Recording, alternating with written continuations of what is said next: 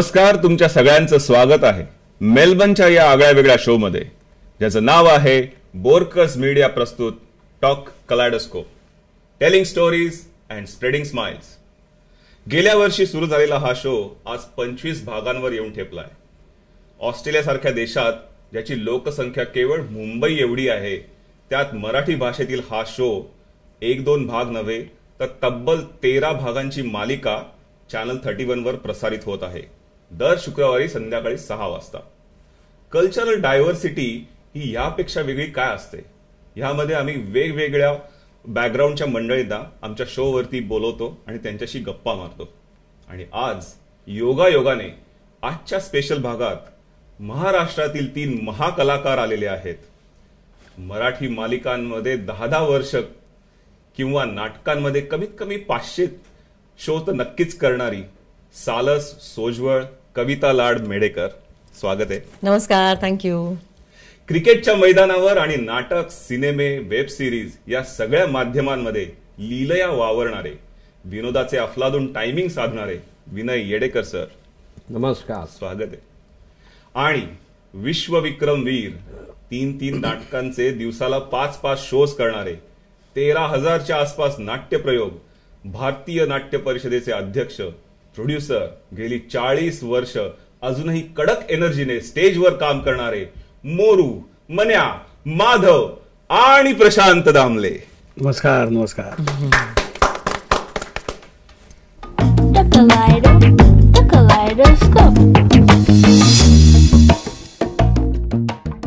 दामल्यांची introduction करता करताना दमायला होतं आम्हाला.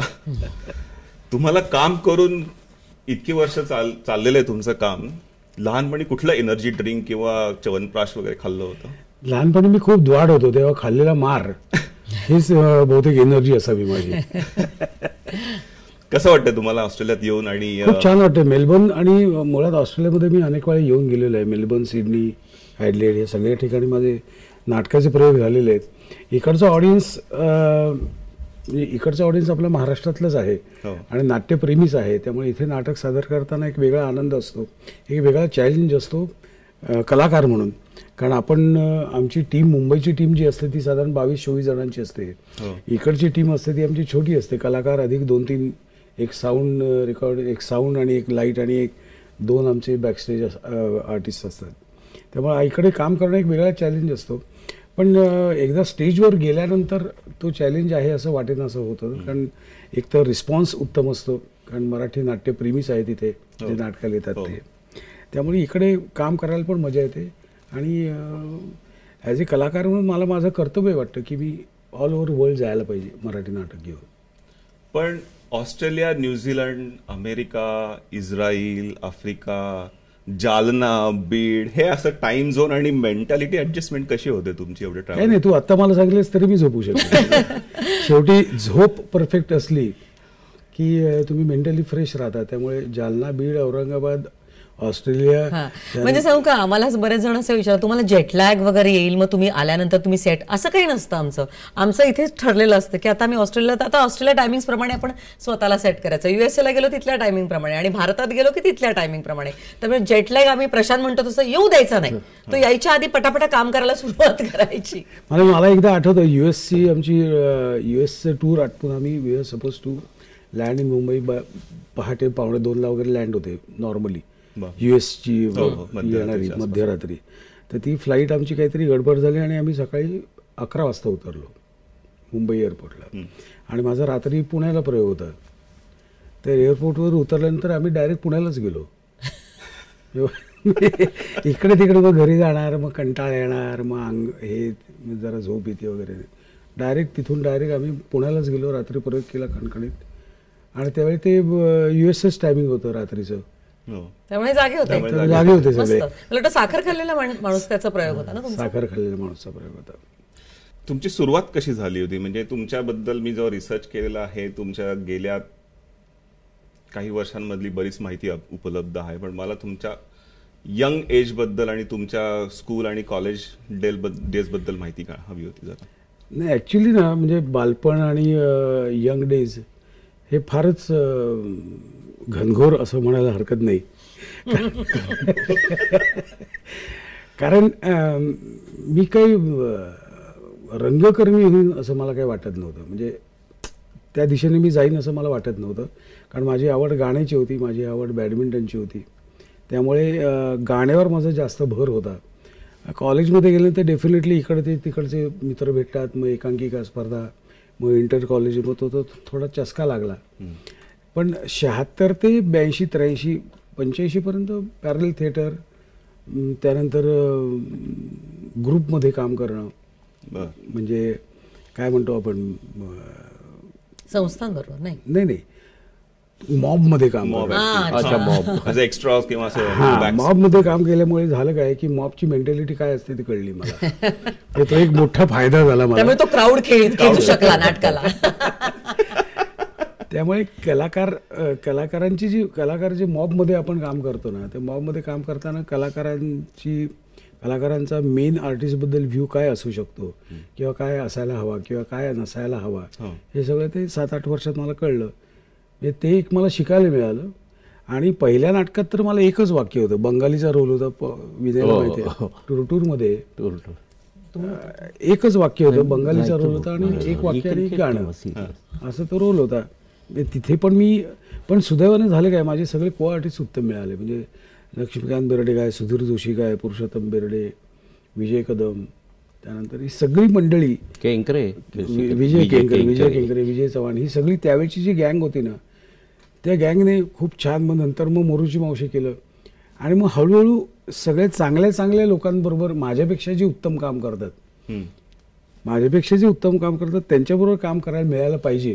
फॉर एक्झाम्पल सुंदर मी होणार. मला असं वाटतं जसं आपण लहान मोठं होत असताना आपल्या मोठ्या माणसांचे आपल्यावर संस्कार होतात, ते संस्कार नकळतपणे होतात. तसंच नाटकात किंवा डेफिनेटली. आणि you grow as per your surrounding. So you need to be with the good people and the right people. हा, म्हणजे अशोक सराफ पण तुझ्यावर पण अशोक बराच इन्फ्लुएन्स आहे ना. म्हणजे आम्ही अक्षरशः नाटकाच्या बाहेर जी करतो भंकस, त्याचं तिकीट लावलं तर त्याला जास्त लोक येतील. पण एकदा पहिल्यापासून एंट्री घेतली की सिरियस, म्हणजे सर्वात मॅक्झिमम सिरियसली कॉमेडी आम्ही करतो नॉर्मली. हा नवीन प्रकार म्हणजे लोक म्हणजे मजा वगैरे असं, पण म्हणजे जेन्युअन आणि तेवढं इन्व्हॉल्व्ह, म्हणजे पहिला प्रयोग आहे, प्रत्येक प्रयोग असाच आम्ही करतो. म्हणजे इट इज एंटरटेनमेंट, करमणूकच आहे, पण आम्ही अत्यंत सिरियसली करत असतो ती करमणूक, कारण ते आमचं काम आहे.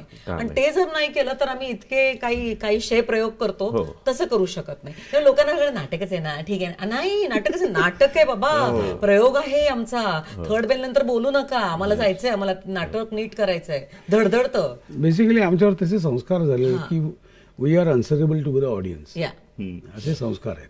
म्हणजे मी थोडा रिसर्च करत होतो, आणि वेस्टर्न साईडला काय आहे की तुम्ही स्टेजवरती जेव्हा काम करता त्यावेळेला you have to as a character, you have to make other character look good. तसा काही असं काही मेथॉडिकल वे शिकत गेलात का तुम्हाला ऍक्च्युअली जे आजूबाजूला बघता ते? नाही, एक बेसिक गोष्ट आमच्या तिघांच्या मनावर ठसवलेली ती ही आहे की you should be a good reactor. Good reactor is a good actor. तू कितीही छान बोलायला, मी तुला रिॲक्ट झालो नाही तर त्यातून निष्पन्न काही होत नाही. So you should be a good reactor. की विनयने त्याचं काम केलं, हा त्याचं काम करतो, मी माझं असं नाटक नाही होत. नाटक हे तिघांचं has to be give and take. 110% it has to be give and take. म्हणजे तो वन डे सारखीच आहे. हो, एक्झॅक्टली. मारला बॉल आणि समोरच्या माणूस बॅट्समन पळालाच नाही तर काय करशील. What you said is that you have to make the other actor also look good. That is what it means. म्हणजे आणि खूप जुन्या लोकांचं पण तेच म्हणत होतं. म्हणजे मेहमूदने एक किस्सा सांगितलेला, मेहमूद आणि ओम प्रकाश. तो मेहमूद स्टोरी सांगतो पिक्चरची, आणि ते फिर दरवाजा खुलता कर, आणि तो सगळे बोलले काय सीन केलं, तो बोलला मी काही नाही केलं. ओम प्रकाश जर रिॲक्ट नसते झाले तर त्या सीनला काही अर्थ नव्हता. असं ते गिव्ह अँड टेक व्हायला पाहिजे. आपण टच बेस केलं तर थोडंसं cricket, give and take, one day. तुमची सुरुवात क्रिकेटमध्ये झाली का नाटकात? क्रिकेट म्हणजे बालनट म्हणून 1-2 केली होती नाटकं. म्हणजे चंद्रलेखा ही संस्था आहे ज्यांनी जवळजवळ मोहनबाग असताना 75च्या 80 नाटकं केली, पण त्या संस्थेच्या 3ऱ्या नाटकामध्ये मी काम केलेलं होतं ॲज अ बालनट वगैरे, म्हणजे असं. आणि हळूहळू पण नंतर क्रिकेटच होतं. कारण घरात क्रिकेट होतं, वडील खेळायचे, भाऊ खेळायचा, परत अजित वाडेकर हे माझे काका, त्यामुळे तसं घरात क्रिकेट होतंच. वा. ते खेळत होतो आणि मग एक इन्सिडेंट झाला आणि तिकडून अचानक ट्रॅक बदलला. म्हणजे माझं कधीच, जसं प्रशांत म्हणतोय गाणं आणि हे होतं, तसंच माय पॅशन वॉज क्रिकेट. हे माझं कधीच नव्हतं, पण ॲक्च्युअली ते झालं. आणि आमचे कोच नेहमी सांगायचे, वसन अमलाडी म्हणून, जे काय लाईफमध्ये करताय give 110% to that thing. That should come from bottom of your heart.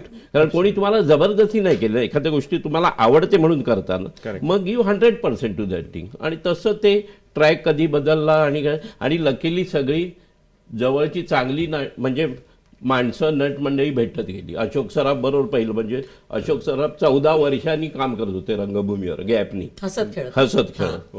ते झालं डायरेक्ट मी आणि प्रशांत गेला माधव कोणीकडे, असं म्हणजे ती सगळं असतं.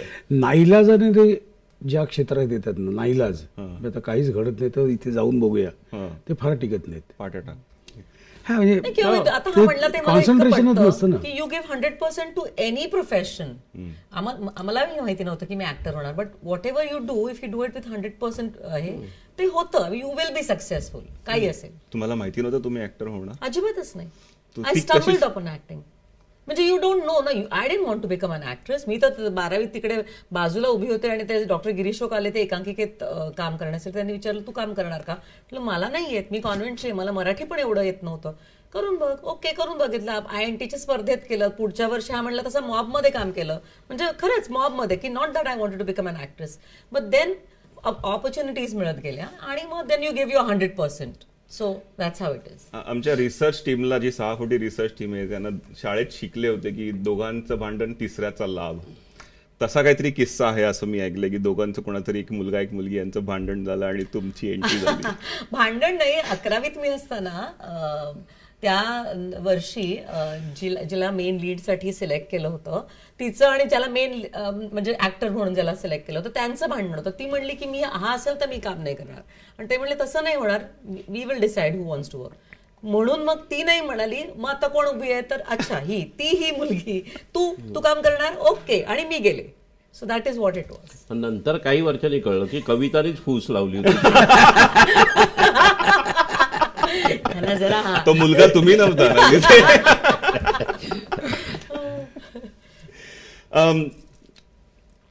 मग ते पु ल देशपांडेंचं नाटक नाही, ते त्याच्यानंतर मी एक सिनेमा केला एन चंद्रांचा, घायाळ नावाचा, आणि मग पुलंच्या 75साठी विजय केंकरेंनी मला सुंदर मी होणार या नाटकासाठी विचारलं. मला असं वाटतं खऱ्या अर्थाने अभिनयाची गोडी जर मला लागली असेल तर ती सुंदर मी होणार. विजय केंकरे नी मला खरंच घडवलं, शिकवलं, आणि म्हणून, आणि मी तेच म्हणते ना, पुन्हा संस्कार, जे बेसिक संस्कार होतात पहिल्यांदा ते जर चांगले झाले, विजय केंकरे सारखा दिग्दर्शक, डॉक्टर लागून सारखे को actor, Vandana Gupte, doctor गिरीशोक, then I think you go on the right track, की अशा पद्धतीने काम करायचंय. काय कुठल्याही प्रोफेशनमध्ये काय करायचं नाही हे एकदा कळलं ना की गोष्टी सोप्या होऊन जातात. मग करेक्ट. आणि कुठे थांबायचं हे कळलं पाहिजे. तो नॉर्थ स्टार कळला पाहिजे. नॉर्थ स्टार आणि बेसिक शिस्त ती लागते. म्हणजे आम्ही बाकी खूप टाइमपास करू, सगळं करू, पण प्रयोगाच्या इथे नाही नॉनसेन्स करत. तुमचा काय नॉर्थ स्टार म्हणजे कुठलं, अशी ध्रुव तारा कुठला बघून कुठे अशी कधीतरी कळलं असेल तुम्हाला गेल्या 40 वर्षात जर 10 वर्षांचा आढावा घेतला, 84 ते 94, 4, 14, 24, काय बदल झाले? असं तुम्ही काय ध्रुव तारे बदलत गेले? नाही, माझ्यासमोर एक 4-5 जण होते कायमस्वरूपी. म्हणजे माझा एकच गुरु नाहीये. अच्छा. माझे अशोक सराफ पण आहेत, राजा गोसावी पण आहे, शरद तळवलकर पण आहेत, निळूभाऊ पण आहेत, असे 4-5 गुरु. बरं, मुळात मी काही कलाकार, मी काही ऍक्टर नाही आहे. I was not a actor. त्यामुळे ह्याच्याकडून थोडं घे, त्याच्याकडून थोडं घे, त्याच्याकडून थोडं घे, असं करत करत करत एक वेगळी मिसळ तयार झाली. आणि ती मिसळीला फोडणीनंतर 92 नंतर, म्हणजे गेला माधव कोणीकडे, याच्यानंतर ती हळूहळू जमायला लागली. कारण त्याच्या आधी मी मला आजही एखादा सीन अडला तर मी अशोक मामा हा सीन कसा करेल, किंवा शरद काका हा सीन कसा करतील, किंवा राजाभाऊ हा सीन कसा करू शकतील, ह्याचा मी विचार करतो. त्यामुळे अशोक मामा काय, की हे सगळी जी दिग्गज मंडळी आहेत ना, ही शून्यातून उभी राहिलेली मंडळी आहेत. म्हणजे सीनमध्ये काहीही नसलं तरी त्याच्यातून खणून काढणारी ती मंडळी आहेत. त्यामुळे ही लोक आदर्श असले की बरे पडतं. बरं, प्रत्येक कलाकाराच्या वाट्याला प्रत्येक वेळी आता ही सिरियल करते, तो सिरियल करतो, प्रत्येक वेळी सीन चांगलाच येईल असं नाही ना. एक्झॅक्ट. पण कन्व्हिक्शनने करावं लागतं, because it's your profession. Correct correct. हो, it's your profession. at times you don't even believe in it. हां, काही वेळा आम्हाला ते मान्य पण नसतं, पण आम्ही आवडत करतो. नसतं तरी पण लोकांसाठी ते करावंच लागतं. मारून मुटकून का होईना पण हीच ती करावं पूर्व लागतं. दिशा. हीच ती पूर्व दिशा. कन्व्हिन्स कसं करता स्वतःला तुम्ही का नाही, a good actor has to be able to do it. म्हणजे मला अजून आठवतं, मी डेली सोप करत असताना रोहिणी ताईंनी मला सांगितलं होतं, मी असं नवीन होते, नाटकातनं काम करत होते, पहिल्यांदा डेली सोप करत होते, तर मी नाही पण असं कसं करेल, ही असं नाही करणार ना, ती असं बोलणारच नाही वगैरे. ते तिने सगळं रोहिणी ताईंनी ऐकून घेतलं. मला म्हणले ऐक नाही, तुला फक्त गंमत सांगते, बरोबर आहे, तू तुझे मनात प्रश्न आले विचारून घेतलंस. जेव्हा अमिताभ बच्चन पहिल्यांदा म्हणाला की कुत्ते कमीने तेरा खून पी जाऊंगा, हे काय नॉर्मल वाक्य आहे, पण तो असं बोलला की आपल्याला वाटतं सॉलिड यार, असंच बोललं पाहिजे. तर तसंच आहे. आता सगळे प्रश्न विचारून झाले, चल आता आपण हा सीन मस्त कन्व्हिक्शनने करू, अँड दॅट वॉज इट. त्याच्यानंतर मला कधी काही प्रश्न पडला नाही. हा सीन आहे, ओके, आता मी तो कन्व्हिक्शनने करते. That's my job. म्हणजे एका सिनेमात धर्मेंद्र हत्तीला बोललाय कुत्ते कमीने मी तेरा. पण विथ कन्व्हिक्शन, आणि आपल्याला वाटलं काय सॉलिड आहे. सो तेच कन्व्हिक्शन असतं. अरे कन्व्हिक्शन हेच आहे ना. हा, पदरात पडले ते नीट, पानात पडले ते स्वच्छ खायचं. हो, हा, हेच कन्व्हिक्शन आहे. करेक्ट. पण मग आता आमच्यासाठी गॉड लेवलला पोहोचल्यानंतर कसं वाटतं तुम्हाला आम्हा पामरांकडे बघून? नाही, मी फक्त 3 तासासाठी प्रशांत नमले, बाकी I am like normal like you. पण ते फक्त 3 तास, ते दॅट इज माय प्रोफेशन, ती माझी आवड आहे, आणि दॅट इज माय डेस्टिनेशन. त्यामुळे ते डेस्टिनेशन पोहोचण्यासाठी 3 तास काम ते केल्यानंतर मी बाहेर सुद्धा प्रशांत नामले सारखं फिरायला लागलो, तर पहिलं घरातून बाहेर काढले. बरं, तुम्हाला वाटतं ते खूप छान, पण I think it has a lot of weightage, ओझं आहे ते. त्यामुळे पडदा पडल्यानंतर आपण ते विसरून हलक्या आणि फिरणं हे सगळ्यात बेस्ट आहे, तरच आम्ही नॉर्मल होऊ शकतो. नाही तर सतत असं ओझं घेऊन फिरायचं की ओ माय गॉड. म्हणजे क्रिकेटमध्ये तेंडुलकर, तसे नाट्यसृष्टीमध्ये प्रशांत Absolutely. तसंच मत झालं ना. अरे पण सतत आता तेंडुलकर सारखं आपलं असं तेंडुलकर सारखं वागायला तर बोर होईल रे. तू स्वतः पण बोर होईल. नाही, you can be a CO of a company, पण तू जर नॉर्मल मित्रांबरोबर सीओ सारखा प्लीज, तसं हा प्रशांत दामले असेल तर तो स्टेजवर प्रशांत दामले, पडदा पडला की वी आर ऑल. आणि त्यातली एक आणखी गंमत अशी की लकीली जसं आम्हाला क्रिकेट आवडतं तसं सगळ्या क्रिकेटरना नाटक आवडतं मराठी. म्हणजे Sunil Gavaskar, Sachin Tendulkar, Dilip Vengsarkar, Sandeep Patil, you name the, म्हणजे मुंबईतले ते आवर्जून नाटकाला स्वतःहून येतात. अगदी सगळ्यांनी. सचिननी गेला माझं 3दा बघितलंय प्रशांतला. इनफॅक्ट एका पार्टीला सुनील गावस्कर होते आणि हा म्हणाला, मी ओळख करून दे. हो, मी पाहिलंय ना तुमचं नाटक. मला इतकं भरून पावलं की सुनील गावस्करांनी माझं नाटक पाहिलं आणि त्यांच्या हे लक्षात होतं की त्यांनी माझं नाटक. That's enough for me. आणि खोटं वाटेल, प्रत्येकाने आम्हाला सगळ्यांना विचारलेला प्रश्न कुठचा, हे तुमचं एवढं पाठ कसं, या सगळ्यांनी विचारलेला प्रश्न. म्हणजे असं आपण, आणि खूप डिफिकल्ट आहे. मी म्हटलं डिफिकल्ट वगैरे काय नाही, आम्हाला म्हणजे पिक्चरला वगैरे म्हणजे रिटेक आहे. म्हटलं तिकडे तुम्ही मॅचला गेलात, लाखोंच्या क्राऊड समोर पहिल्या बॉलला स्निक लागली, आउट झालात, काय संपलं, रिटेक नाही, डायरेक्ट जाऊन बसायचं. ते म्हटलं जास्त डिफिकल्ट. असं आमच्या वाद दोघांमध्ये चालू असतात क्रिकेटर. एकदा बेधोडी पास नावाचं माझं नाटक होतं. त्या नाटकाला संदीप पाटील आणि सुनील गावस्कर दोघे आले होते. कालिदासला प्रयोग होता मुलुंडला, आणि तो प्रयोग झाल्यानंतर दोघेही म्हणाले, यार तू या नाटकामध्ये मुंबई पुणे, पुणे मुंबई एवढा धावतोस. कारण त्यात 74 एंट्रीज होत्या. 4 रोल होते ना त्यात, उदू चंदू नंदू असे 4 रोल होते त्यात. त्याच्यात मला बेदुणे पाठची मला आठवण आहे की आमचं सुंदर मी होणार माझं पहिलं नाटक, नवीन होते मी, आणि डॉक्टर लागू होते, आणि आम्ही जेवायला बसलो होतो. 4चा प्रयोग समून 7-7:30ला जेवायला बसलो होतो. म्हणजे तर पुढचा प्रयोग कुठला आहे, थिएटरलाच जेवत होतो ना. तर म्हणे अरे बेदुणे 5 आहे, बरं नाटकाची बस भरेपर्यंत थांबायला लागायचं ना. तर डॉक्टर काका घाईघाईत जेवले. म्हणले मी जेवलोय, मी जाऊन मागे बसतोय नाटकाला, कारण प्रशांत जे काही प्रेक्षकांना मस्त उल्लू बनवतो ना ते बघण्याजोगं आहे, तर मी जाऊन बसतोय, बस भरली की सांगा आपण निघूया. असं म्हणून ते घाईघाईत जेवून ह्याचं नाटक परत एकदा बघायला बसले होते की परत एकदा बघतो. मला बेदुणे 5चं ती आठवण आहे. आता तो एक कीवर्ड सापडला ह्या आन्सर मध्ये, बस. आता अजूनही तशीच आहे बस कॉन्सेप्ट? दूर जाते तुम्ही का तुम्ही आपापल्या गाडीनी पोहोचता? आणि काय पुणे नाशिक आम्ही गाडीबिडी करतो. अच्छा. पण बाकी इंटरनली आम्ही समजा आता नॉर्मली आम्ही फक्त पुणे करून येतो, पण बरेच वेळा कसं असतं की पुण्याहून आम्ही पुढचं एकतर पश्चिम महाराष्ट्रात जातो. ओके. कोकण वगैरे. नाही पश्चिम महाराष्ट्र म्हणजे कोल्हापूर, सांगली, सातारा, इचलकरंजी, कराड, तो काय असतो 9:30चा प्रयोग असतो रात्री किंवा 1:30ला संपतो. किंवा पुण्याहून आम्ही मराठवाड्यात जातो म्हणजे पुणे, औरंगाबाद, नांदेड, परभणी, बीड, लातूर हे सगळे. पुणे मेन सेंटर ठेवलं तर पुढचा सगळा जो प्रवास आहे तो बसनेच आम्ही करतो. किंवा नागपूरला गेलात, अकोल्यापर्यंत आम्ही ट्रेनने जाऊ. अकोला, अमरावती, नागपूर, चंद्रपूर, यवतमाळ हे बाय बस इंटरनली. येताना आम्ही पाहिजे फ्लाईटने किंवा ट्रेनने येऊ. अच्छा. किंवा तुम्ही कोकण जरी गेला, हल्ली म्हणजे आधीच्या नटांनी तर एसटीने प्रवास केलेला, बैलगाडीने प्रवास केलेला आहे आधीच्या नटांनी. माझ्या काकांनी तर बैलगाडीने प्रवास केलेला आहे. नूतन पेंढारकर ते संगीत नाटकात काम करायचे, त्यामुळे पूर्वी पहाटे 6 वाजेपर्यंत ती नाटकं चालायची आणि एकाच गावात त्यांचे 6-6 प्रयोग असायचे. मग ते सगळं झाल्यानंतर मग बैलगाडीतून निघायचे निवांत. अगेन सुहासताईंनी मला सांगितलं की ते नाटक संपल्यानंतर एसटी स्टँडवर जायचं आपलं बॅग घेऊन आणि एसटीत बसून पुढच्या गावी. मी तुला एक सांगते बेसिक, म्हणजे आत्ताही आम्ही तुम्हाला जसं तुम्ही बसने प्रवास करता, तुम्हाला ना खरंच नाटकात काम करण्याची आवड असल्याशिवाय तुम्ही नाटकात काम करू शकत नाही. शक्यच दौरे तर नाही.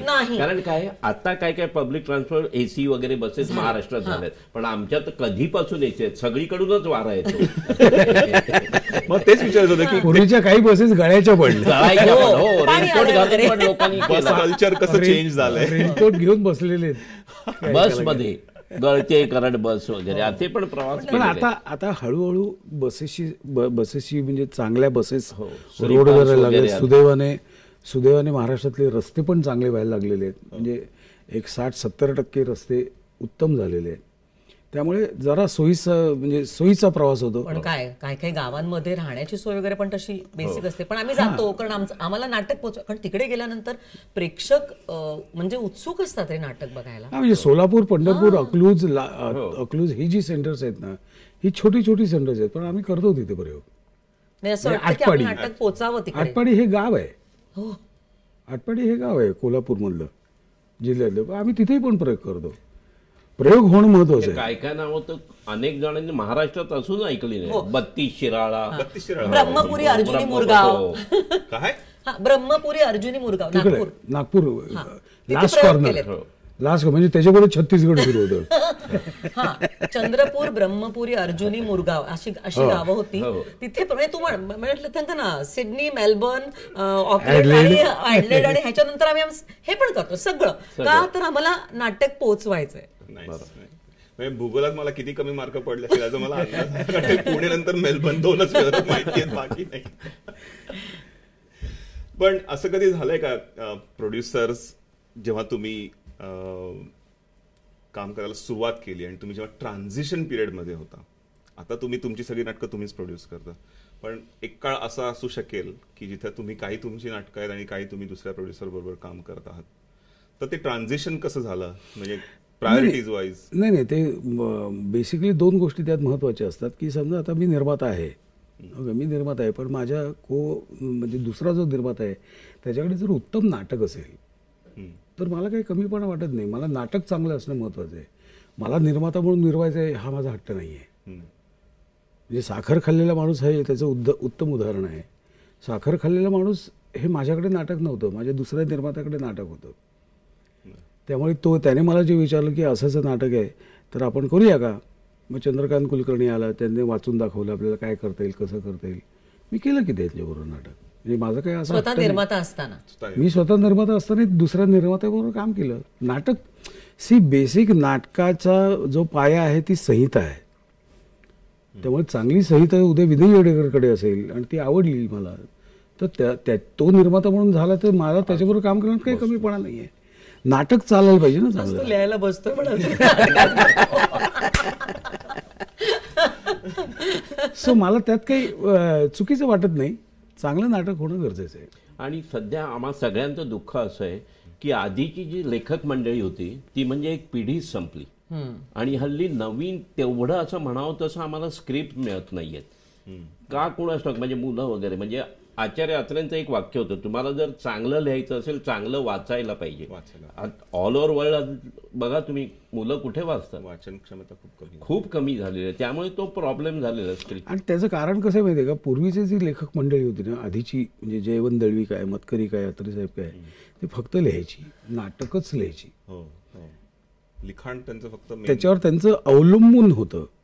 आज लेखकांना तसं नाही आहे, ते सिरियल पण लिहितात, ते डेली सोप पण लिहितात, वेब सिरीज वेब सिरीज पण लिहितात, जिंगल्स पण लिहितात. त्यामुळे एक फोकस, आता मी कसं फोकस केला 92 नंतर मी पिक्चरच केला नाही, मी फक्त नाटक, एक नाटक दोन्ही नाटक.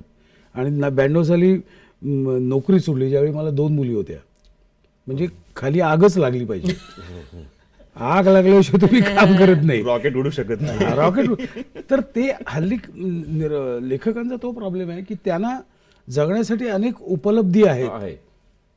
म्हणजे मी नाटक नाही लिहिलं तर मी मरीन असं काही नाही, नाटक नाही जमलं, त्यामुळे त्यांच्या लिखाणात कलाकारांसाठी पण आहे सेम. नाटक नाही केलं तर तुमच्याकडे बरेच ऑप्शन्स आहेत काम करायचे ऍक्टर म्हणून. त्यामुळे लेखन करताना एपिसोड वाईज काही वेळा लेखन होतं, which is not acceptable.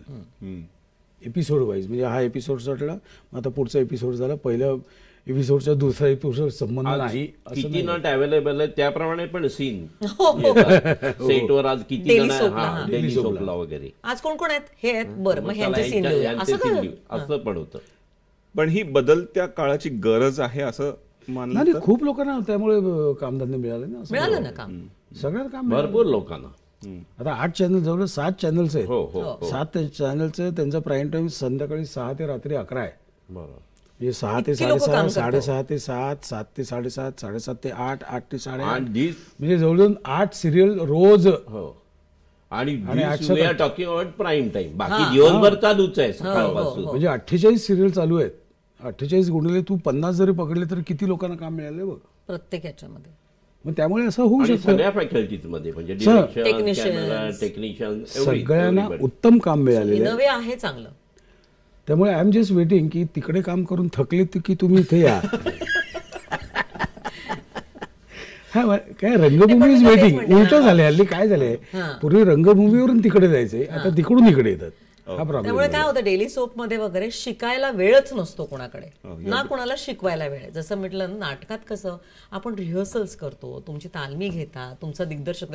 I feel I was very lucky, मी काही ऍक्टिंगचं ट्रेनिंग घेतलं नाही, पण विजय केंकरे सारखा दिग्दर्शक नाही, किंवा वामन केंद्रेंसारखे दिग्दर्शक की ज्यांनी चालायचं कसं, बोलायचं कसं, उच्चार कसे असावेत, आपलं डिक्शन कसं असावं, हे काम डेली सोपच्या ऍक्टर्सना कोण सांगतं? चान्सच नाही. अरे जरा मोठ्याने बोला, असं होतं, काय बोलताय तोंडातलं, असं होतं.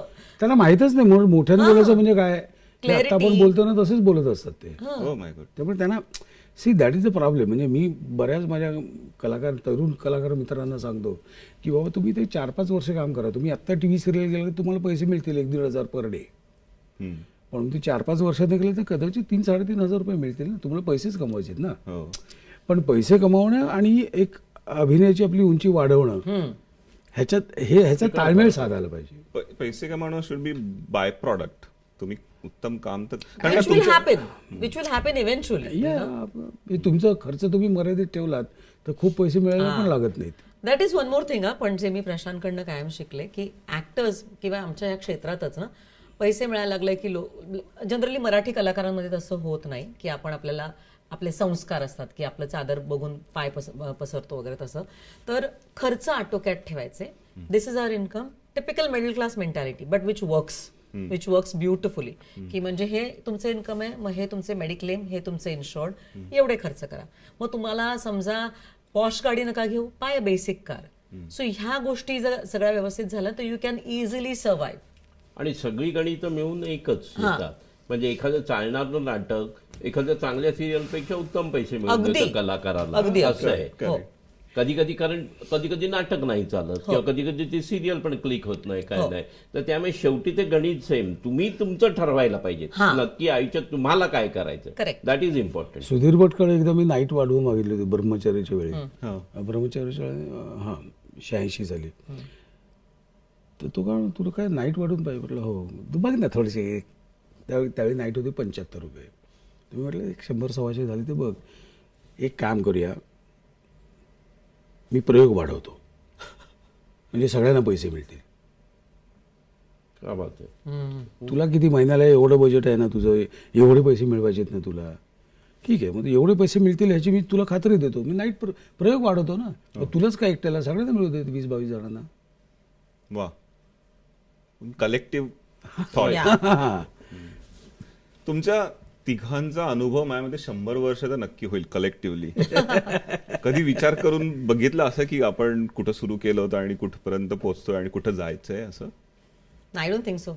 Leave in the moment. मागचाही विचार नाही, ॲटलीस्ट मी तरी मागचाही विचार नाही करत आणि पुढचाही करत नाही. Leave in the moment, enjoy, मस्त काम करा, छान घरी जा आणि विसरून जायचं सगळं. Over a period of year मलाही कळलं की काय करायचं नाही, त्यामुळे माझ्या फार कमी चुका होतात.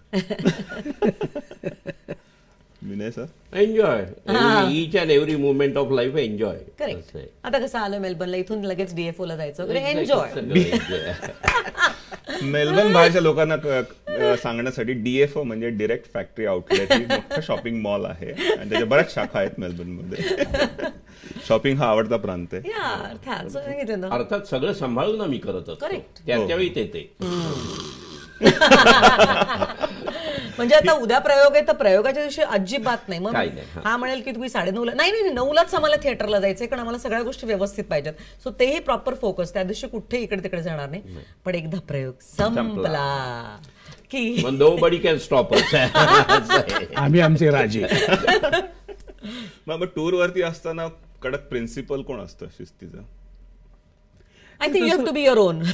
प्रत्येक you have to mind your own. फक्त तुम्ही आहात की नाही शिस्तीत हे बघायचं काम माझं आहे. You're answerable to him, because at the end of it आम्ही प्रशांत दामले च्या ग्रुप बरोबर आलोय.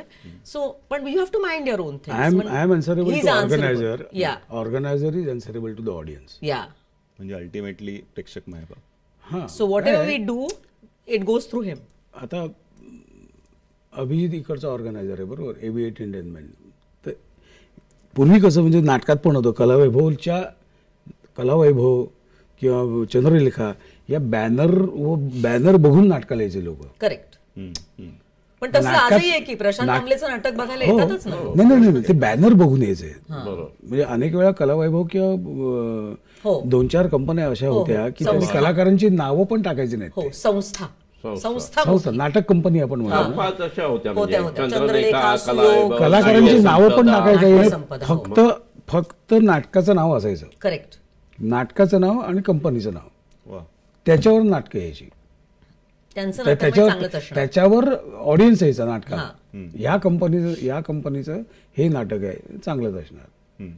तसं AV एंटरटेनमेंट जे आणेल ते उत्तमच आणेल अशी खात्री जेव्हा प्रेक्षकांना अभिजित बद्दल वाटेल, तेव्हा मग हा विश्वास सार्थ ठरवण्यासाठी माझी जी जबाबदारी आहे ती मी पूर्ण करायला पाहिजे, तर त्याची जबाबदारी तो पूर्ण करू शकेल. So it's a interlink process. Again teamwork. No pressure Abhijit. तुम्हाला असं कुठला आतापर्यंत रोल फ्युचरमध्ये करायला आवडेल जो आतापर्यंत तुम्ही केला नाहीये किंवा एक्सप्लोर करायला आवडेल, इनोव्हेशनच्या नावाखाली किंवा काहीतरी वेगळेपणासाठी? गॉड नोस काय कुठले रोल्स येतात आपल्याकडे त्याच्यावर असतं ना. म्हणजे ना तुला असं आहे. आता तुम्ही या लेवलला थोडासा निगेटिव्ह रोल करायला आवडेल. मी कुठेही दिसत नाही निगेटिव्ह विलन, खुनशी बिनशी मी कुठल्याही अँगलने वाटत नाही, पण असा रोल करायला मिळाला तर एक वेगळा अनुभव घ्यायला हरकत नाही. मी आता डेली सोपमध्ये झीच्या एका सिरियलमध्ये काम करते, त्यात मला नेगेटिव्ह रोल आहे. So I am very happy doing that, की कारण मला कधीच कोणी नेगेटिव्ह रोल ऑफर केला नव्हता आणि मला ते सिरियलमध्ये करायला मिळाला. So I am happy doing it, so but what comes your way. मी विचार नव्हता केला की असा रोल येईल. So I guess something fascinating, असं धडधडलं पाहिजे काम करायच्या आधी ना. एनिथिंग. मला सिरियस, कारण देवानी चेहरा तसा दिला, मी सिरियस काम केलं तरी लोक हसतात. माझा नवरा नेहमी म्हणतो की विनयकडे नुसतं बघून पण मला हसू येतं. त्यामुळे म्हणून सिरियस करायचं एकदा. आणि ऑलवेज कसं आहे माहिती आहे ना, की हसवणं खूप डिफिकल्ट आहे. म्हणजे जन्माला आलेल्या मुलाला पण तुला टिकटी करून हसवावं लागतं, रडतं ते आपलं. त्यामुळे नॅचरल प्रोसेस आहे. पण तुम्ही आता या लेवलला पोहोचला असाल की पोहोचला आहात, म्हणजे की तुम्ही सांगू शकता ना स्क्रिप्ट रायटर्सना की असे असे रोल्स लिहा का नाही? नाही, असं सांगून नाही होत. It still has to work out ना. वर्कआउट व्हायला पाहिजे. गॉड लेवलला एक छोटीशी फिरवायची मी मे ट्राय टू से की ओके आम्हाला करायला आवडेल, तुम्ही काय लिहू शकता, but then what he offers हे महत्वाचं आहे ना. सो शेवटी परफॉर्मिंग आर्ट आहे, लिखाणपण परफॉर्मिंग आर्ट आहे. 90-100 पानं लिहिणं सोपं नाही. म्हणजे माझ्या पूर्ण करिअरमध्ये पहिली स्क्रिप्ट गेला माधवची होती, ज्याला जी 112 पानाची संहिता होती, आणि आदल्या दिवशी रात्री सबनीस काकांनी आणून दिली होती शिवाजी मंदिरला 2 पानं अशी. हे पण उद्या बोलून घे. हो काका बरं थांबा, उद्या एवढं 2 पानं नाही बोलता येणार. पहिला प्रयोग 3.25 तासाचा झाला होता गेला माझं कोणीकडे विचार, आणि झाडून सगळे पत्रकार आले होते, म्हणजे ऑल लिडिंग पेपर्स ते सगळे पत्र. अरे एवढं बोलायचं. पहिला प्रयोग झाला 3.25 तासाचा. आणि तुमचे ऍडिशन्सही नसतील ना पहिला? नाही, बिलकुल नाही. त्यानंतर आता पण नाही. स्क्रिप्टेड ना सगळं ऑलवेज. त्या स्क्रिप्ट नंतर एका लग्नाची पुढची गोष्टीची स्क्रिप्ट आम्हाला 90 पानाची मिळाली. हो, which was a big script. मग ते एडिट करून हे सुद्धा आमचं नाटक 3.5 तासाचं झालं होतं पहिले 25 एका लग्नाची पुढची गोष्ट. मग ते कापलं. अद्वैत म्हणला नाही कट करूया. मग ते कट करत आता ते तरी 2.5 तास होतं. 3.5 तास होतं नाटक. तुम्ही ऍज अ ऍक्टर असे काही इव्हॉल्व्ह करता तुमच्या स्वतःच्या काही गोष्टी ऍडिशनच्या? हे बघ, मी आय बिलीव्ह वर्षानुवर्ष चाललीत नाटकं म्हणल्यानंतर नाही, आम्ही तिघे एका गोष्टीवर आमचं एकमत असतं की नोबडी इज 100% परफेक्ट. त्यामुळे प्रत्येकाने आपापलं काम करायचं असतं. जसं ऍडिशन आपण म्हणतो ना की आमच्या तिघांपैकी कोणी म्हणजे विषय सोडून वगैरे ऍडिशन म्हणजे लेखकाचीच वाटायला पाहिजे, आणि ते इन्व्हॉल्ड असल्यावर ते आपोआप निघतं की वेगळी ऍडिशन घ्यायची गरजच नाही. ठीक आहे, मग ते भरकटच जात. आणि उलट त्याच्यामुळे ते नाटक म्हणजे प्रॉपर ऍडिशन होत असेल, फुलतं. म्हणजे अरे हाय काय नाही काय हे 100व्या प्रयोगाला सापडलेली ऍडिशन आहे. बघ, इट्स नॉट रिटन. पण नंतर त्यावेळी सबनीस काकांना कळलं बाहेरून की हा दामले काहीतरी ऍडिशन घेतोय, अरे हाय काय नाही काय. मग हळूच दिनारच्या प्रयोगाला शेवटच्या लाईनीत येऊन ती बसले, कोणालाही न सांगता, आणि हाऊसफुल प्रयोग होता. आणि हाय काय नाही काय मी आपल्या उत्साहाच्या वरात आपलं हावरेपणा एक असतो ना, तर उत्साहाच्या वरात धनाधन घेत होतो. नाटक संपल्यानंतर आत आले, म्हणाल की चांगलं आहे हाय काय नाही काय, पण ट्रीट दॅट एज जिलबी तू रोज खातोस का? नाही ना, त्या पद्धतीने प्रमाणात खा, तर त्याचंही महत्व राहील ना. उठल्या आणि हाय काय नाही काय म्हटलं त्यात मजा नाहीये. पुढची ऍडिशन जर विषयाला धरून असेल तर कधीच काय नाही. आणि ते आम्ही सिरियसली ते पण केलं नाही, ते एवढे प्रयोग झालेच नसते. प्रशांत पण साधारणपणे 4,500-5 हजार प्रयोग झाले नाही का ग? मध्ये 14-1 वर्ष ब्रेक घेऊ. कसा होता तो रिएंट्री आफ्टर द? फॅन्टॅस्टिक. मी म्हणलं रिएंट्री मला डेफिनेटली नाटकात परत यायचंच होतं, पण छान अगेन तेच की नाटक चांगलं हवं होतं, माझ्या मनासारखं हवं होतं. It has to be worth it, की बाबा 2 पोरांचं सगळं सांभाळून घराबाहेर पडायचं. कारण नाटकासाठी तू म्हटलं असं की बाहेर यायला लागतं. So I wanted it. I think एका लग्नाची पुढची गोष्ट पेक्षा दुसरं मला बेटर ऑप्शन काही नव्हते. This is the best thing I got as a re-entry. आणि कुठच्याही नटासाठी चॅलेंज हे नाटकच असतं, कारण लाईव्ह परफॉर्मन्स समोरून तुम्हाला रिएक्शन, ते सुख काही वेगळंच असतं नटासाठी. ऍब्सोल्युटली. पण पहिला प्रयोग, 1000वा प्रयोग, 2000वा प्रयोग, फरक असतो त्याच्यामध्ये. एक बेसिक असतं की प्रत्येक वेळेस प्रेक्षक नवीन आहे ना, मग तो आकडा हे फक्त तुम्ही अनाऊन्स करता तेव्हा लक्षात येतो. आम्हाला तो प्रयोग, 3री बेल म्हणजे प्रयोग, आता तो कितवा प्रयोग माहिती नसतं. We treat it as a प्रयोग. सो पहिला, दुसरा, तिसरा, 700वा. दुसरा शब्द आहे एक्सपेरिमेंट. आम्ही रोज एक्सपेरिमेंट करतो. एक्झॅक्टली. आणि आमचं रोज मतदान असतं. आणि त्याचा रिझल्ट पण तसाच असतो. खूपदा यू वोंट बिलीव्ह, आता एवढे वर्ष प्रयोग एवढे करून सुद्धा आजच्या सुद्धा उद्याच्या प्रयोगात एका वेगळ्याच ठिकाणी लाफ्टर येईल, जेव्हा आम्हाला कळत पण नाही. पण तेव्हा जेव्हा तुम्ही सिरियसली आणि 100% द्याल तेव्हाच it happens. And you have to be alert. हा, you can't sleepwalk through the show ना, की अरे आता काय ह्यांचं तर कितवा 1800वा किती प्रयोग झालेत. तर तसं नाही होत, धडधडतच असतं. चला रे थर्ड बेल झाली, धडधडतं म्हणजे इन अ गुड वे.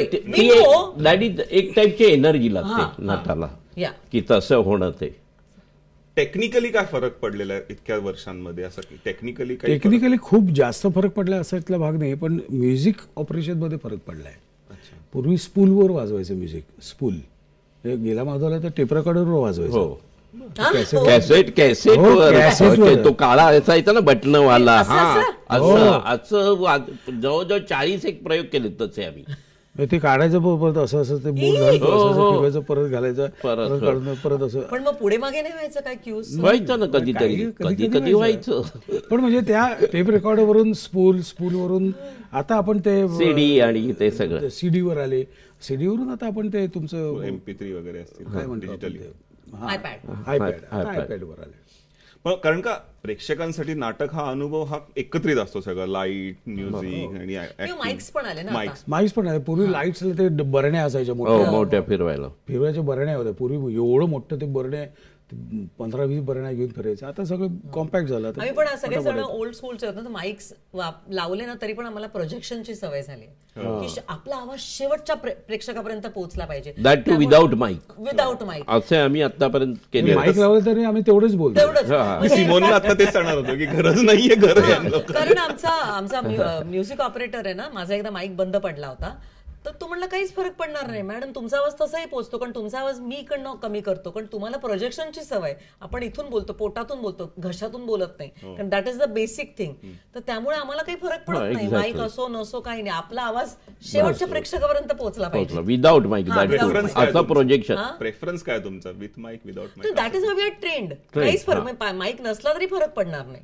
आणि दॅट इज म्हणजे important thing for the actor, म्हणजे प्रोजेक्शन, व्हॉइस प्रोजेक्शन हे सर्वात महत्वाचं आहे थिएटर करणार. माईक बी हे आता आले 5-7 वर्षापूर्वी. पण हॅव्हिंग सेड दॅट, त्याचा एक प्लस पॉइंट पण आहे. When you are like whispering, when you are doing an emotional scene, you don't have to put that much of energy. You can असं ह्या आवाजात बोललं तरी ते वाक्य आपल्या शेवटच्या प्रेक्षकांपर्यंत तसंच पोहोचतं. So you have to again, that's how what we are learning की आपल्याला हे घेऊन आता पुढे जायचं की हा माईक कसा वापरायचा. So that's how it works. त्या विस्परिंग मध्ये तिथं माझ्या माहितीप्रमाणे इमोशनल सीन्स थोडे कमी असतात कारण का त्याच्यामध्ये मोस्टली कॉमेडी सीन्स जास्त असतात. तो ट्रान्झिशन कसा जाणवतो तुम्हाला तिथे की तुम्ही तुमच्या आधीच्या इंटरव्ह्यूज मध्ये मी काय पाहिलेलं आहे की तुम्ही 2-2.5 तास प्रेक्षक येतात, हसायला येतात आणि मधून एक 2 मिनिटाचा तुम्ही ठपकन देता. काय मुळात प्रशांत नामले शांत झाला, विनय येटेकर शांत झाला, कविता शांत झाली. काय एक स्पीडने नाटक चाललेलं असतं, बरोबर. स्पीडने नाटक चाललं किंवा स्पीडने गाडी चाललेली असते आणि मी फोनवर असतो असं आणि थांबल्यानंतर मी बघतो तेव्हा सिग्नल आलेला असतो. मुळात मी वर का बघतो, गाडी थांबली म्हणून. ओके, बरोबर. तसे आमचा जो फ्लो आहे तो फ्लो जेव्हा थांबतो, म्हणजे फॉर एक्झाम्पल एका लग्नाची गोष्टमध्ये, पुढची गोष्टमध्ये तो फ्लो थांबल्यानंतर लोकांना जाणवण्यासाठी एक वेगळी ट्रिक करावी लागते. मग त्याच्यासाठी डोळे वापरायला लागतात, त्यासाठी श्वास सोडायला लागतो, उश्वास सोडायला लागतो, तिच्याकडे बघावं लागतं आणि मग एखादा शब्द बोलायला लागतो. काय चाललंय, पिन ड्रॉप सायलेन्स होतं. होल्ड करणं ना, ते पिन ड्रॉप सायलेन्स होतं की काय रे बापरे काहीतरी वेगळ्या दिशेने चाललं. त्या मोमेंटलाच जाऊन आलो. ते वेगळ्या दिशेने चाललं आता नाटक. हे लोकांना कळण्यासाठी तो एक हार्डली एक 20-25 सेकंदाचा खेळ आहे तो. आणि I think it's specially difficult for comedy actors कारण हा काही केलं तरी हसवणारच अशा याच्यात असतात ना प्रेक्षक. त्यामुळे ते होल्ड करणं 20-25 सेकंदाचा तो खेळ आहे, जास्त नाही आहे. 15 ते 20 सेकंदाचा खेळ आहे आणि तो त्यात कुठलाही टोन येता कामा नये. मी आता काहीतरी वेगळं मांडतोय हेही सांगायचं असतं की आता वेगळ्या दिशेने तुम्हाला घेऊन जातोय हेही सांगायचं असतं. तर तो एक 10-15-20 सेकंदाचा खेळ तो करायचा असतो. ते आता over a period of years ते हळूहळू जमायला एक्सपिरियन्स. आय थिंक आता आपण थोडंसं शेवटाला आलेलो आहोत. एक आपण रॅपिड फायर क्विकली खेळूया. ओके. हा प्रश्न मी तुमच्यासाठी शेवटी ठेवणार आहे पण तुमच्यासाठी सुरुवातीला 3 अनयुज्युअल गोष्टी तुमच्या घरी काय सापडतील आम्हाला? अनयुज्युअल गोष्टी. अनयुज्युअल गोष्टी माझ्या घरी कुठलीच सापडणार नाही. सगळ्या युज्युअल गोष्टी सापडतात. हो, कारण तसं एकदम सगळीकडे लक्ष असतं माझं, मी घरात नसलं तरी. आणि माझी मिसेस सुद्धा एकदम पर्टिक्युलर आहे. इथे इथे इथे इथे इथे माझी बॅग सुद्धा मी इथे बसून सांगू शकतो की बॅगेत कुठल्या कणात लेफ्टला हात घातला की तुला काय सापडेल आणि उजवीकडे हात घातला की काय सापडेल. अच्छा. मग त्या युज्युअली गोष्टी पण त्या तुमच्यासाठी युज्युअल असतील, आमच्यासाठी माहिती नाही काय असतील. अनयुज्युअल गोष्टी माझ्या घरात म्हणजे कधी चार्ली हॉकी चॅप्लिन खेळला नाही, माझ्या- पण हॉकी स्टिक आहे बाबा. माझ्या घरात चार्ली चॅप्लिन आहे, ती काही ते अनोळखी unusual गोष्ट नाही आहे. माझ्या घरात तंबोर आहे, जो अनेक वर्षात मी तुम्ही वाजवलेलाच वाजवलाय? नाही आणल्यापासून, कारण वेळच नाही मिळाला. पण that is not unusual, that is Unusual, related to my career. तसं अनयुज्युअल काही फारसं काही नाही आहे. ठीक आहे. Interesting holiday Kavita ma'am? सगळे हॉलिडेज आहे interesting, very very interesting. I love holidays. आतापर्यंत कुठला असा एखादा यादगार किंवा असं? See I think the best holiday was which आता फॅमिली हॉलिडे. US ट्रिपला आम्ही गेलो होतो, आम्ही मुलं आणि नवरा. आम्ही 26 दिवसांची वेल प्लॅन्ड टूर केली होती US ला. And that is a very good holiday. So yeah, that's a memorable holiday. Vinay sir, तुमचं पॅशन क्रिकेट का नाटक? क्रिकेट. दॅट्स पण अगेन कसं आहे, जे काय करायचं गिव्ह 100% टू दॅट थिंग. तसं आहे. एकदा इकडे शिफ्ट झाल्यावर आता नाटकच म्हणजे ऍक्टिंग असं आहे. कारण क्रिकेटचं कसं आहे, क्रिकेट किंवा एनी स्पोर्ट सर्टन एज पर्यंतच तुम्ही खेळू शकता. म्हणजे नंतर तुम्हाला जरी वाटलं तरी, म्हणजे क्रिकेटचं असं सांगतो थोडं, जे आधी खेळायचं रिफ्लेक्सेस, म्हणजे असा बॉल जातोय, इतर वेळी मी डाई मारली असते, आता मारू का तोपर्यंत बॉल जातो. हा फरक गेला वाटतं असं आहे. हा, आणि ह्याला नाटकाला कसं, ऍक्टिंगला एज बार काहीच नाही. Absolutely. तुम्ही वयाच्या 70व्या वर्षी सुद्धा तुमचं करिअर होऊ शकतं, म्हणजे इफ यू debut होऊ आर शकतं. Fit, if you are fit, you can do it. मी तेच म्हणते, मी नेहमी सांगते की मला असं छान, म्हणजे सुलभाताई, आपल्या सुलभा देशपांडे, त्या वयाच्या होईपर्यंत मस्त काम करत राहायचंय, कारण वी कॅन डू इट ना.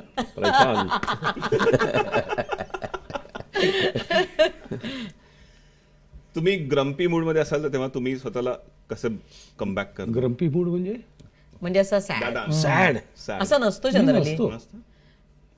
चिडलेले, कावलेले? चिडलेलं वगैरे असतो, म्हणजे काय काय वेळा असतं चिडलेलं, वेळेत काम पण नाही झालं ग्रम्पी नसतो तो कधी. तो इतका बिझीच असतो, तो सतत बिझी मूड मध्ये असतो. तर. मी सॅड बीड नाही होत, हा, नेवर. फार कमी वेळा सॅड होतो. का म्हणजे हे साधारण महिन्यातून एखाद्या वेळ होत असेल सॅड. नाही ते पण नाही. ग्रम्पी तर नाहीच. ग्रम्पी तर म्हणजे कसं माहिती, चिडचिड करते वगैरे असं असतं. नाही, असं कधीच नसतं. No chance. मी ना अशा मूड मध्ये फार क्वचित. Kavita ma'am, which phone app do you use the most? WhatsApp वापरतो. व्हॉट्सअप. हा, आजकालचं कबूतर आहे.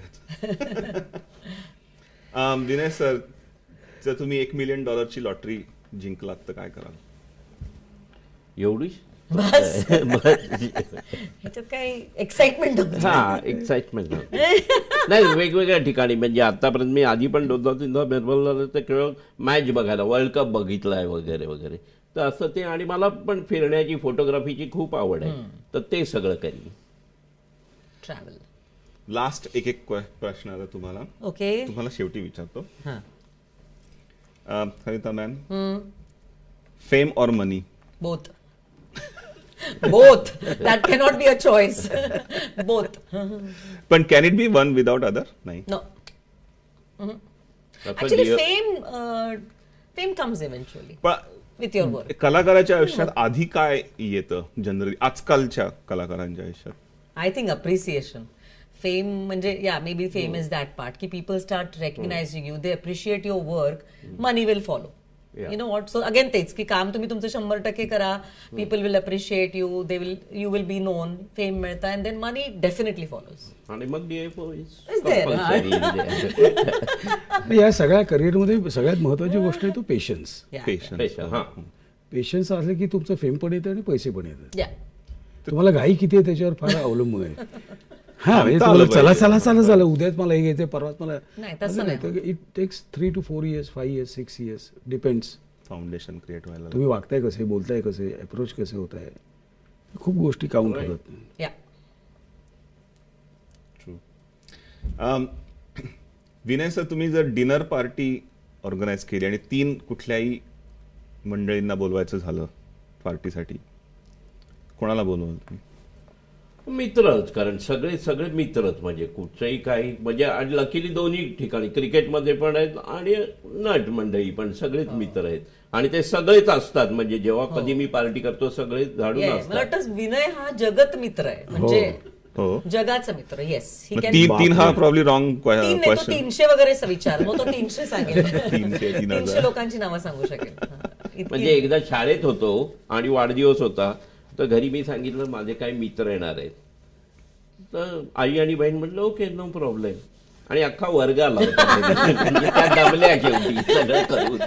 हे माझ्या मुलासारखं झालेलं आहे की त्याला 15 बेस्ट फ्रेंड्स आहेत. म्हणजे इथे वर्गातच फक्त आहेत 25 मुलं फक्त वर्गात, त्यातली 15 बेस्ट फ्रेंड्स. फायनल क्वेश्चन सरांना. तुमचा मूळ पॅशन सिंगिंग आहे असं मला कळलं होतं. मी तुम्हाला चॉईस देतो की तुम्हाला कुठलं सॉन्ग डिस्क्राईब करतं तुम्हाला, ते तुम्ही म्हणाल का आमच्यासाठी प्लीज? डिस्क्राईब करतो. हा, डिस्क्राईब करतो म्हणजे song best describes you, your personality, किंवा तुम्हाला. हा, मी सांगू शकतो तुला 2. सांगा कसं जगायचं, सांगा कसं जगायचं, कणत कणत की गाणं म्हणत, तुम्हीच ठरवा. सांगा कसं जगायचं. पेला अर्धा भरला आहे असं सुद्धा म्हणता येतं, पेला अर्धा सरला आहे असं सुद्धा म्हणता येतं, पेला अर्धा भरला आहे असं सुद्धा म्हणता येतं, पेला अर्धा सरला आहे असं सुद्धा म्हणता येतं. मग भरला आहे म्हणायचं की सरला आहे म्हणायचं, अहो भरला आहे म्हणायचं की सरला आहे म्हणायचं, तुम्हीच ठरवा, तुम्हीच ठरवा. सांगा कसं जगायचं, अहो सांगा ना कसं जगायचं. Fantastic. Thank you very much Prashant Damle, विश्वविक्रमवीर. थँक्यू व्हेरी मच आमच्या स्टुडिओमध्ये येऊन आमच्याशी गप्पा मारल्याबद्दल. Kavita madam thank you very much. Vinay sir thank you very much आल्याबद्दल. जाता जाता फक्त शेवटचा प्रश्न, कसं वाटतंय तुम्हाला आमच्याबद्दल आणि आमच्या प्रेक्षकांशी, काय शेवटचा एक संदेश? काही नाही, रसिक प्रेक्षकांना विनंती करतो की 39 कार्यक्रम चालू आहे त्यांचे सध्या या चॅनलवर, आणि आपल्या ह्या कार्यक्रमाचा नंबर 9 आहे, तो लवकरात लवकर 1 वर यायला हवा. धन्यवाद. आणि येईलच. Yes, all the very best. Thank you.